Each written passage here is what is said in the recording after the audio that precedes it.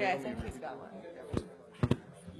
Hey, on your number 10, where you're saying how, well, the whole, martial law, what do you think of what happened in Boston when we were looking the for a pressure bombing? cooker and two teenagers, and then they took over the whole city and shut it down, and to me that looked a whole lot like martial law. Yeah. Oh, God, I can't believe. See, this is why I didn't want to give this talk, because I knew that we'd have this conversation, and now it's on the record. All right, let me take a step back. We have to deal with it. Let me take a step back and a deep breath, because this is a very painful thing to talk about. So, all over the world, we know, it's well established, the State Department and intelligence agencies engage in theater, and it's what they do, it's spycraft, to create spectacles and events that people may not realize are spectacles and events, but that, well, like the overthrow of Mossadegh in the 50s in Iran. They'll funnel money to protesters, they'll, fly people in to infiltrate protesters, they'll create fake newspapers, and so on. So we know that this happens in countries around the world. I believe that a law has been passed in the United States. I think it's part of the Defense Authorization Act. I need to confirm this. That, now makes it legal to propagandize American citizens. Do we know about that? Yeah, it's true. And is it in the NDAA or is it in something else? Do we know? It's a separate bill. It's a separate bill, and it's been passed. It's now law. Do we know what the 2 years ago? Do we know what the name of it is? I don't remember, but I reported on it. Oh, thank you. Will you send me the link? Yeah. Thank you. So what this means is, and I, as a journalist, to say these words, I can't tell you with what a heavy heart I say them, but we've entered an era in which it is not crazy to assess news events to see if they're real or not real.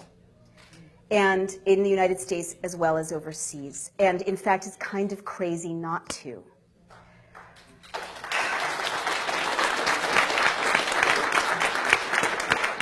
Now, there's so much hype about what I just said, and so I want to be very clear about it so it can't be taken out of context. There's, pardon me, this kind of reflexive vilification of anyone speculating about that because they become a conspiracy theorist, right? Well, just bear with me.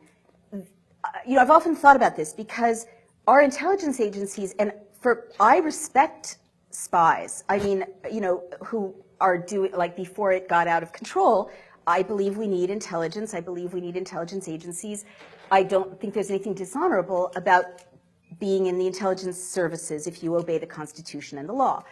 But all over the world, our intelligence services are engaged in conspiring to create outcomes. That's their job. That's how they're successful.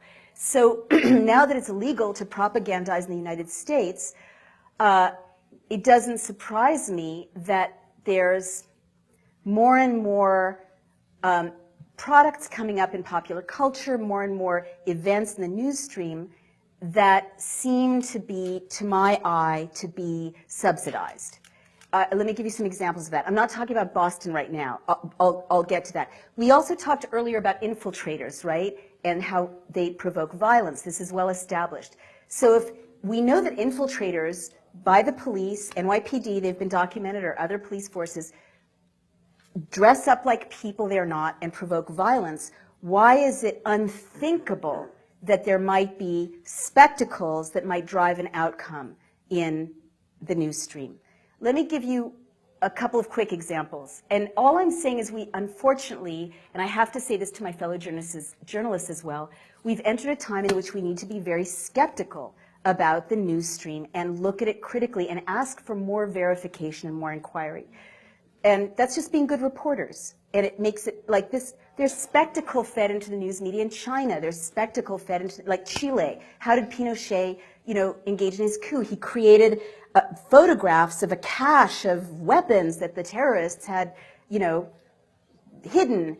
Was it real? Was it not? Most historians think it wasn't. I mean, this is like not unusual, in the process of creating a closed society. So if laws have made it legal to assassinate American citizens and legal to propagandize them, why should it be crazy or weird to think that that might be for a reason, right? All right. I saw the movie Zero Dark 30, thank you very much. And I have worked on 2 presidential campaigns, so I recognize political talking points. And I wrote a piece saying, this reads like the Pentagon signed off on the script.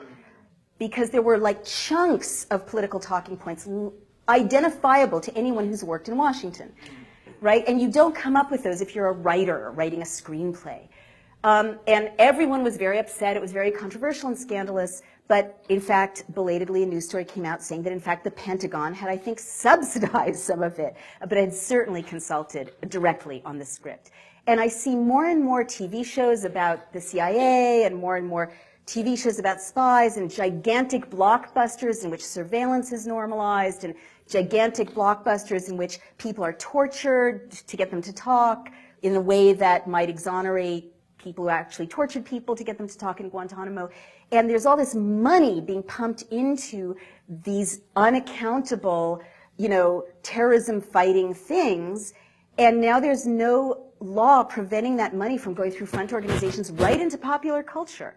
So that's of interest to me. And so another thing I want to say, and there's so many people waiting to ask a question, but I just need to say this, is I'm skeptical of certain news events that seem more theatrical than the norm, or I want to ask questions about them. Because I was in CNN once recently, and they were reporting a story about a water skier who had been decapitated on a lake between Mexico and the United States, and it had something to do with a terrorism threat, right? And I was like, decapitated water skier. Sometimes you hear these things and it's like so novelistic. You're like, real life doesn't work that way. Like, these are so novelistic. Someone's coming up with it to make it stick in the popular imagination. Or it just makes you think, well, I'd like to document that. I'm a reporter. What's the source? And it kept being just this one guy, Judge Arpajo in Texas. I may be mispronouncing his name. He's a very, yes. Yeah, he was the source, he was the source, he was the source.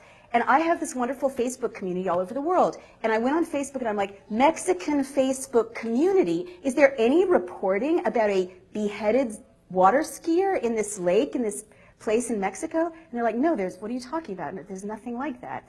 Doesn't exist.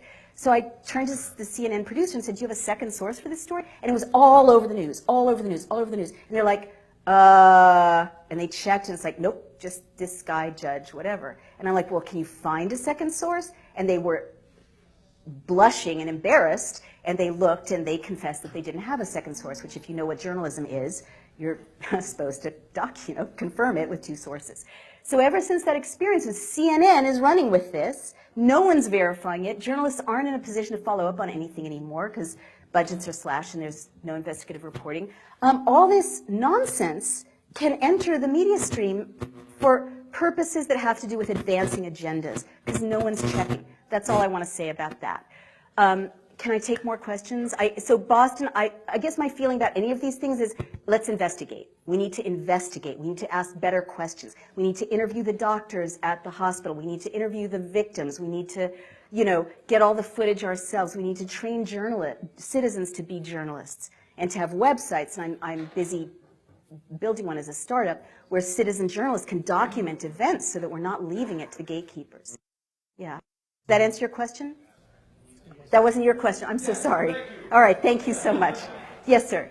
Suggestion and a wish for you. Thank you. We're all